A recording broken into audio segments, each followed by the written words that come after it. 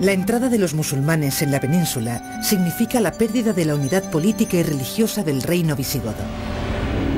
El territorio del norte peninsular se fragmenta en diferentes reinos y condados cristianos que se enfrentan entre sí y luchan contra el Islam. En el norte, además de la población autóctona integrada por los descendientes de los antiguos astures, cántabros y vascones, llegan parte de las élites visigodas que huyen de la presencia musulmana. Son la semilla del futuro reino astur-leonés, que constituye el primer núcleo de resistencia cristiana al Islam. La actividad repobladora de los reyes astures en el Valle del Duero configurará una tierra fronteriza dividida en diferentes condados. Los condados castellanos, germen de la futura Castilla. Mientras, en los Pirineos se formarán núcleos más o menos autónomos que pronto quedarán comprimidos entre dos grandes poderes, el Imperio Franco, gobernado por la dinastía carolingia, y el Emirato cordobés. Son el Reino de Pamplona, que dará origen a Navarra, los condados de Aragón y Ribagorza, y los condados catalanes, que con el tiempo quedarán bajo la hegemonía de Barcelona. La formación de los reinos cristianos y la evolución de sus fronteras están profundamente condicionadas al hecho de que se trata de reinos patrimoniales. Durante la Alta Edad Media, la península es un territorio en el que coexisten tres religiones monoteístas: la musulmana, la cristiana y la judía. La creciente fortaleza de los reinos cristianos y la debilidad de las taifas musulmanas provocarán que con el paso del tiempo los reinos cristianos comiencen a forjar una identidad cultural propia, de la que dan fe los primeros textos en lengua romance o las construcciones religiosas y civiles.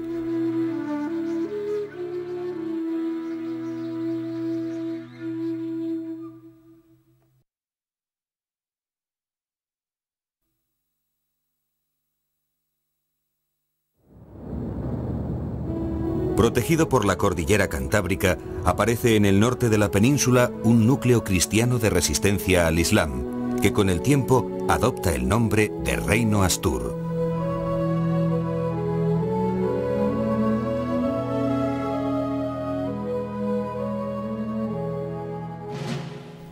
El primer episodio conocido de esta resistencia cristiana se produce en Covadonga alrededor de 722. Un mero encuentro entre un clan astur y una patrulla musulmana es descrito como simple escaramuza sin la menor trascendencia por los cronistas musulmanes. Por el contrario, en las crónicas cristianas posteriores se convierte en una batalla mítica, la batalla de Covadonga. Hay que destacar dos cosas. Primero, la magnitud del acontecimiento, como si hubiera sido no una pequeña escaramuza, sino una gran batalla. Y segundo, el aspecto sobrenatural que hay en la misma. La intervención de la Virgen, en fin, todo lo que lleva consigo, todo esto, porque lo que se pretende transmitir a la gente es la conciencia de que se trata de un juicio de Dios. Tanto la batalla de Covadonga como el resto de los enfrentamientos con los musulmanes no son guerras de religión como las cruzadas. Son contiendas en las que los astures se enfrentan a los musulmanes por el control del territorio. El mítico Don Pelayo es uno de los personajes más conocidos de la élite visigoda que ejercía funciones de mando entre los astures. Es el primer rey de la monarquía. A fines del siglo IX, es decir, más de 150 años después de esos hechos iniciales del Reino de Asturias, se redactan probablemente en Oviedo unas crónicas que son, digamos, la historia oficial del Reino de Asturias. Esos orígenes están contaminados de una fantasía desbordante. Se trata de ennoblecer la propia persona de Pelayo, de magnificar los hechos de Covadonga y sobre todo de entroncar ese momento inicial del Reino de Asturias con la extinta monarquía visigoda. ¿Por qué?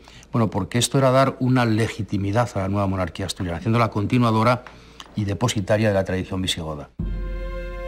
Con el paso del tiempo, el pequeño núcleo asturiano extiende su control sobre las costas de Cantabria, Asturias y el norte de Galicia. En los primeros años, el reino de Asturias subsiste a veces por las armas y en general gracias al pago de tributos a Córdoba, como el caso legendario del tributo de las 100 doncellas anuales que los cristianos entregaban al emir de Córdoba. Pero durante los reinados de Alfonso I y Alfonso II, el reino conoce una fuerte expansión con las conquistas de Coimbra, Zamora, Toro, Simancas y León. Los reyes asturianos justifican sus campañas hacia el sur, presentándose como herederos del reino visigodo. Es el mito del neogoticismo o visigotismo. A principios del siglo IX, Alfonso II consolida el reino de Asturias. Establece una pequeña corte en Oviedo, impone la legislación visigoda y se niega a reconocer la autoridad de Toledo. La Iglesia asturiana se independiza del primado de Toledo, de modo que los tributos que los campesinos pagan a la Iglesia se quedan en el reino astur. La economía del reino se basa en la agricultura y la ganadería. La mayoría de los astures son hombres libres que viven en las montañas. Sin embargo, la actividad comercial y artesanal también se desarrolla en los centros urbanos para atender a las necesidades de la corte. Es el caso de la orfebrería, cuya tradición se mantiene hasta nuestros días. La elaboración de una aureola es un proceso costoso que hoy se realiza con las mismas técnicas y dedicación que en el siglo IX. El primer paso es realizar un diseño en papel de la pieza. Este dibujo se copia sobre una chapa de plata. Haciendo un calco del fragmento, se traza toda la aureola compuesta de muchas porciones iguales. Trabajando la cara interna con una punta roma y un martillo, se sacan los relieves de la pieza. Es el repujado.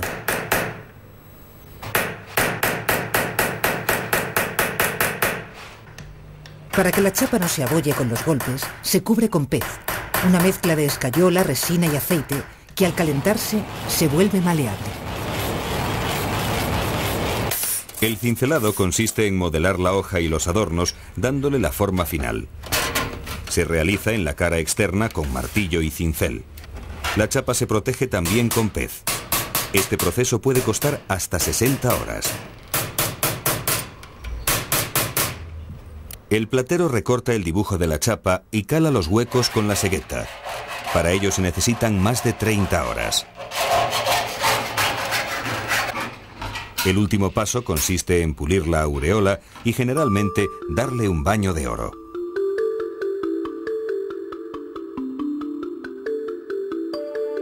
La corte sí se atisba a través de restos materiales que se han conservado hasta hoy un nivel de desarrollo artístico y cultural pues muy estimable, ¿no?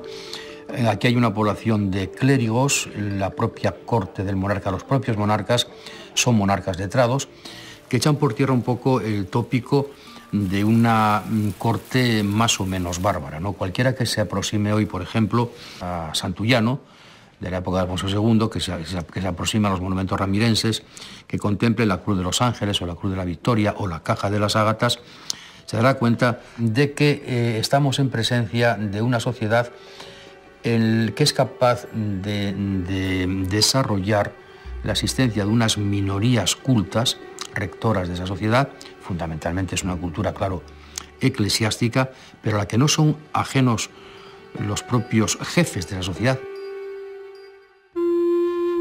El reino astur se disgrega por un tiempo en los reinos de Asturias, Galicia y León. Pero con Fruela II, los tres reinos se reunifican y nace el reino astur-leonés. Oviedo queda ahora muy alejado de la frontera y del nuevo escenario político, por lo que la capital se traslada a León, donde alcanza uno de sus momentos de máximo apogeo y expansión. Mientras Europa está en estos momentos prácticamente arrasada, arruinada, por la invasión de los vikingos, por la invasión de los magiares, la invasión de los sarracenos, León está creciendo. No solo no se repliega, está creciendo.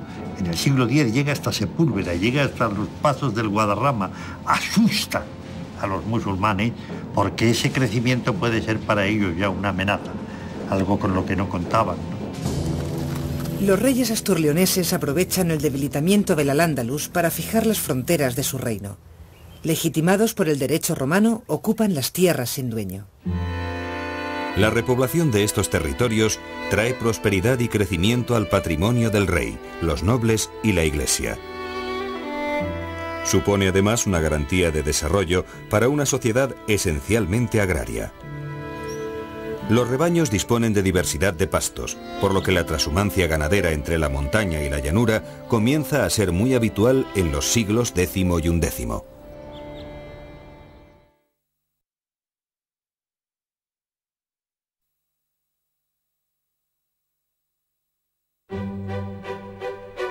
Los condados catalanes, el condado de Aragón y el reino de Pamplona nacen vinculados a los intereses de la dinastía carolingia, que ven en ellos una barrera para proteger al imperio franco de los ataques de los musulmanes. Bajo la tutela de los reyes francos, el condado de Aragón es gobernado por dinastías condales que con el paso del tiempo se van alejando de la influencia franca y se acercan al núcleo navarro. La aristocracia navarra consigue crear muy pronto su propio reino.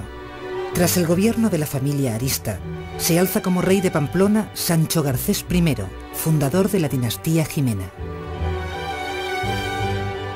En los condados catalanes, la fragmentación coexiste con una tendencia a la unidad, encabezada por los condes de Barcelona. Al sur de los Pirineos, en tierras de la Cataluña actual, los francos establecen una frontera formada por varios condados. Es la llamada Marca Hispánica. Los condes catalanes eran vasallos directos de los reyes francos. Lo que ocurre que el imperio carolingio, después de la muerte de Carlomagno, comenzó un proceso de desintegración. Terminó por dividirse, por fragmentarse. Y paralelamente se estaba fortaleciendo el poder de los grandes señores, digamos, feudales. La sociedad feudal estaba gestándose. Guifredo el Velloso, conde de Barcelona, es el origen de la dinastía condal que gobernará Barcelona y más tarde la corona de Aragón hasta el siglo XV. Él fue conde en la segunda mitad del siglo IX. Fue muy importante por varios motivos. En primer lugar, porque debido a razones de herencia y de relaciones familiares, llegó a reunir varios condados en su poder, el de Barcelona, el de Conflent, el de Gerona. Pero además fue importante porque llevó a cabo la repoblación de un territorio que estaba semivacío al sur de sus dominios, que era el llamado condado de Osona, o la zona de la Plana de Vic. Y allí se van a establecer monasterios tan importantes como el de Ripoll, por ejemplo, que será clave en el desarrollo de la cultura científica procedente del mundo musulmán, etc. El saqueo y destrucción de la ciudad de Barcelona por parte del visir Almanzor marca el principio de la independencia de los condes de Barcelona respecto del poder franco.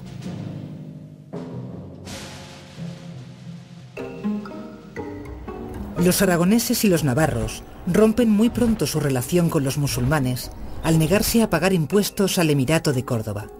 La proximidad entre ambos territorios favorece que el condado aragonés termine por unirse al Reino de Navarra. En el primer tercio del siglo XI, Navarra ejerce una gran influencia en los restantes territorios cristianos. Sancho III, el Mayor, llega a gobernar varios estados cristianos, por lo que se titula Rey de las Españas. Incorpora al Reino de Navarra el Condado de Castilla, Aragón, los condados de Sobrarbe y Ribagorza, y además consigue el vasallaje del Conde de Barcelona. Al morir, sus hijos se reparten la herencia, de modo que el viejo Reino de Navarra y los nuevos reinos de Castilla y Aragón se separan. Nacen tres reinos diferenciados.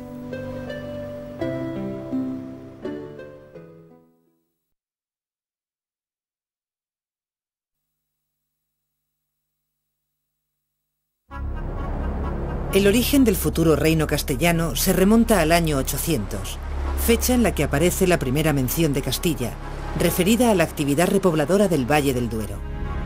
Los condados castellanos nacen dentro del reino astur-leonés y se configuran como una zona fronteriza expuesta a los continuos ataques de los musulmanes.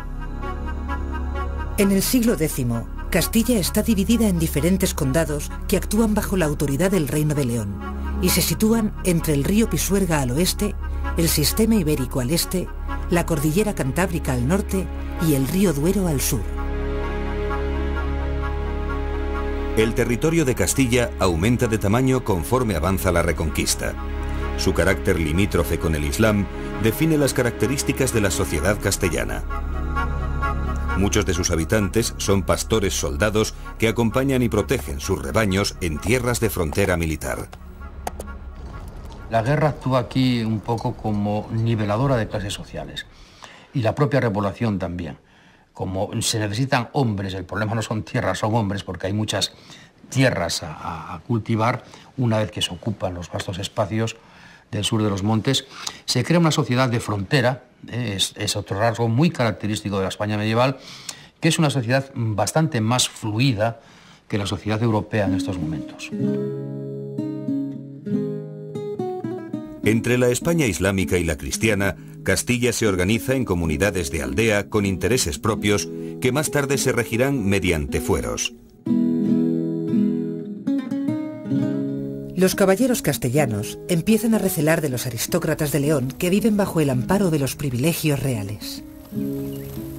Mientras León está más plegada ante el fuero juzgo, ante el derecho tradicional y por consiguiente es más conservadora, Castilla es más abierta, precisamente porque había roto con todo eso y está en mejores condiciones para montar una vida nueva, una estructura nueva, que será lo típico del siglo XI o del siglo XII. Por eso, cuando se produce el enfrentamiento entre León y Castilla, sucede algo que a algunos historiadores puede sorprender. ¿Por qué no acaba imponiéndose León sobre Castilla y sí, en cambio, Castilla sobre León? La realidad es porque León era el elemento conservador y Castilla era el elemento progresivo. En la primera mitad del siglo X, Fernán González, una de las figuras legendarias ligadas a la historia de Castilla, se erige conde del Condado Unificado de Castilla. 3 siglos después, inspirará el ciclo épico dedicado a este primer conde castellano. Hubo nombre Fernando, ese conde primero. Nunca fue en el mundo otro tal caballero. Fizo grandes batallas con la gente descreída. Ensanchó en Castilla una muy gran medida. Tras la muerte de Sancho III de Navarra, nace el Reino de Castilla, que pronto entra en contradicción con el Reino de León. Mediante políticas matrimoniales, el conflicto acaba resolviéndose a favor del expansionismo castellano.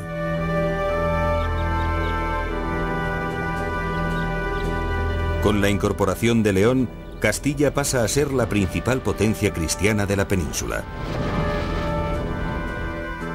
Durante el siglo XI, Al-Ándalus vive una época de crisis y se divide en reinos de taifas, algunas de las cuales no son lo suficientemente poderosas para resistir los ataques de los reinos cristianos. La mayoría de estas taifas opta por comprar la paz mediante el pago de tributos o parias. El equilibrio existente hasta entonces entre el Islam y los reinos cristianos empieza a invertirse. Ahora, el oro musulmán llena las arcas cristianas.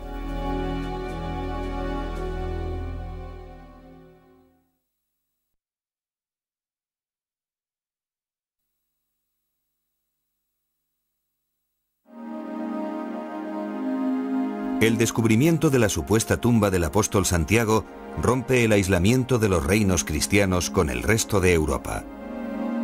Las peregrinaciones desde Francia y desde las demás partes de la cristiandad hacia la tumba marcan el nacimiento del Camino de Santiago, que en la actualidad miles de fieles recorren cada año.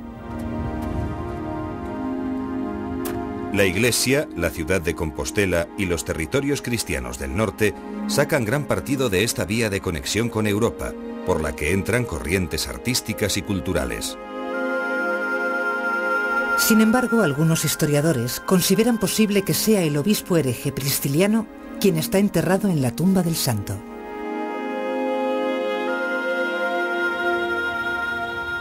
El desarrollo del Camino de Santiago es paralelo al esplendor de la arquitectura asturiana. El arte prerrománico asturiano, que se desarrolla en torno a los siglos VIII y XI, combina elementos bizantinos, romanos, carolingios, mozárabes y sobre todo visigodos, consiguiendo crear un arte nuevo.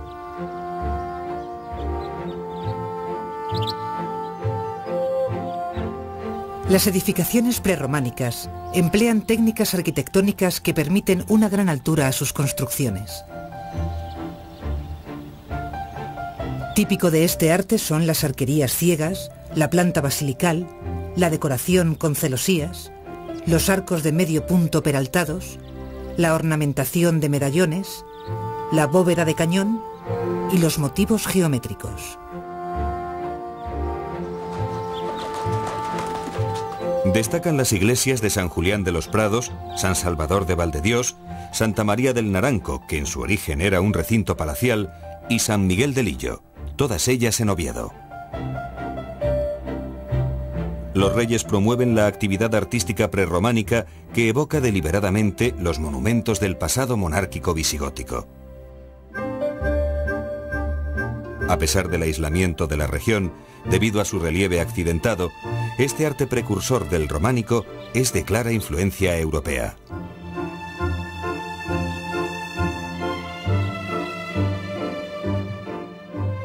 Una de las manifestaciones culturales más relevantes de los siglos X y XI son los Beatos, nombre con el que se conocen los libros que recogen los comentarios ilustrados del monje Beato de Liébana al Apocalipsis de San Juan. Sus ilustraciones miniadas destacan por la belleza y la extraordinaria riqueza de color, así como por las atrevidas y fantásticas imágenes en las que aparecen escenas de la vida cotidiana del campesino y de la llegada del fin del mundo. La Alta Edad Media es una época de cultura visual, ¿no? Entonces toda esa riqueza iconográfica, esa riqueza decorativa, está orientada a enseñar a la gente. Es una gente que no sabe leer, es una gente que no lee. Y entonces se desarrolla toda una teoría didáctica a través precisamente de la imagen, bien en las decoraciones murales, en capiteles, o bien en estos libros miniados con miniaturas, ¿no? Es un poco lo que yo creo que está ocurriendo ahora, una nueva Edad Media, que la cultura visual está desplazando a la cultura que entra por la lectura. Cada vez se lee menos porque se tiende a facilitarla, a enseñar mediante la imagen.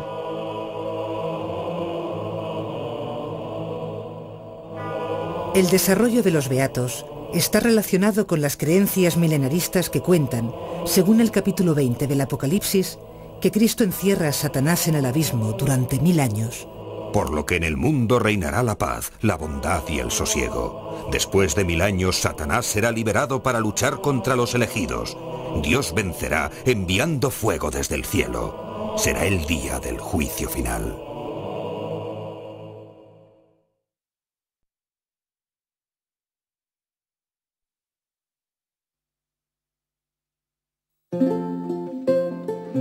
Reflejo de las diferentes personalidades de los reinos peninsulares son las lenguas romances surgidas de la evolución del latín, el castellano, el catalán y el gallego. Las lenguas vulgares nacen de la corrupción del latín y entonces se convierten en un sermo vulgaris, que al principio se diferencian muy poco. Cuando un trovador occitánico llega a Burgos, a nadie se le ocurre ponerle un traductor. Todo el mundo entiende perfectamente lo que está diciendo. Cuando un poeta gallego canta en la corte de Alfonso X, tampoco necesita traductor. Las diferencias al principio son muy pequeñas. En el siglo X aparecen los primeros textos escritos en castellano. Son las glosas emilianenses y silenses, pequeños comentarios en lengua castellana, la lengua vulgar, a fragmentos de textos latinos de difícil comprensión.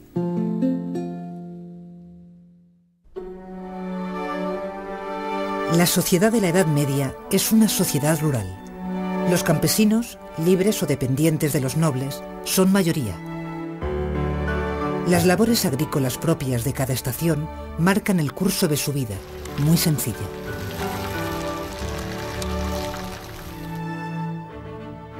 Con frecuencia las aldeas de campesinos nacen al amparo de una iglesia o castillo. Las viviendas son chozas de tamaño reducido que están construidas con madera, adobe y piedras. Su techo está cubierto con paja, como el de las payozas que hoy se siguen viendo en algunas zonas leonesas. Alrededor de la casa suele haber un huerto donde cultivan hortalizas y legumbres para el propio consumo. Cerca de las chozas suele haber hórreos, graneros de madera o piedra, construidos sobre 4 pilares que aíslan el grano de la humedad y los animales. Los pastores, en régimen de transhumancia, viven en las montañas donde elaboran sus propios alimentos, como el caso del queso de Cabrales. A los pies de los picos de Europa se encuentra la zona de producción de este queso. La naturaleza calcárea de estas montañas favorece la creación de numerosas cuevas, lugar natural de maduración del queso. De consumo familiar, el queso de Cabrales se sigue elaborando de la misma manera que hace 10 siglos. El primer paso en la producción del queso consiste en calentar la leche a una temperatura que oscila entre los 26 y 30 grados. La coagulación de la leche es el paso siguiente. Tradicionalmente se utiliza cuajo, fermento que existe en la mucosa del estómago de los mamíferos y sirve para coagular la caseína de la leche. El tiempo necesario para formar la cuajada es de 90 a 120 minutos. Luego se rompe con una cuchara. El desuerado de la cuajada es un trabajo lento y delicado. Poco a poco se voltea con la cuchara, a la vez que se extrae el suero con ligeras presiones.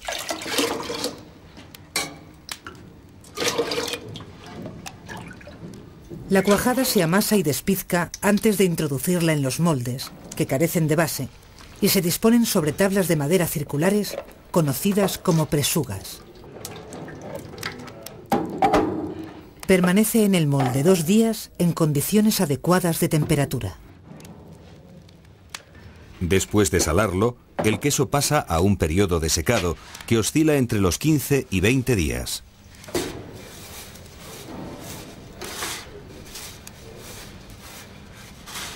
Más tarde, en las cuevas de maduración, el queso fermenta durante 2 o 4 meses. En estas cuevas existe un microclima y una ventilación natural que facilitan el desarrollo y la propagación de las esporas del moho penicillium, propias del queso de Cabrales.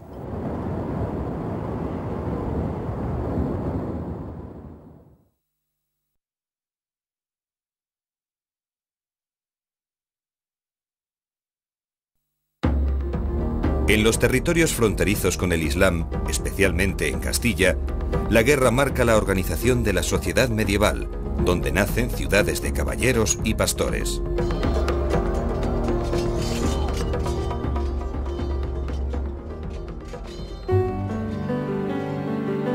Sin embargo, en las amplias zonas de retaguardia, donde no existe un enemigo que acecha, la economía agrícola cada vez más pujante y la vía que abre el Camino de Santiago dan vida a pequeños núcleos urbanos que serán el centro de una incipiente actividad comercial.